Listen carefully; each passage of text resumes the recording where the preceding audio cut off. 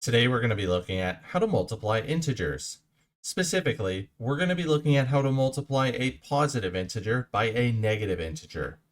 We have a couple of examples that we're going to work through together here, so let's get started.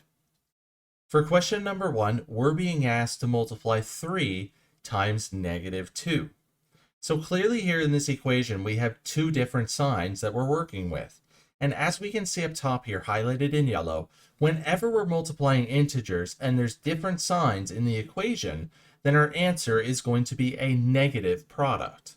So when we multiply 3 times negative 2, we can think of this as multiplying 3 times 2, which we know gives us 6, but this 6 is going to be a negative because the 2 here is a negative 2. So when we multiply 3 times negative 2, we get the product of negative 6. Now, in case you're wondering, why exactly is that answer a negative? Well, let's break this apart. So the way that I think about multiplication is that we're looking at equal groups of something. So let's say we have 3 groups of negative 2, which we can represent that multiplication by using 3 times negative 2. So we have our negative 2 for one group. For the second group, we also have a negative 2, so we're going to add that on. And then for the last group, it's also going to have a group of negative 2. And if we add negative 2 plus negative 2 plus negative 2, our answer is going to be negative 6.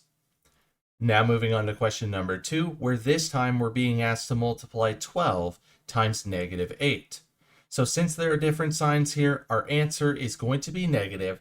And when we multiply 12 times 8, we get the answer of 96. So we're going to write the 96, but this 96 is going to be a negative because we do have different signs here. So when we multiply 12 times negative 8, we get the product of negative 96. So hopefully by now you understand how to multiply integers.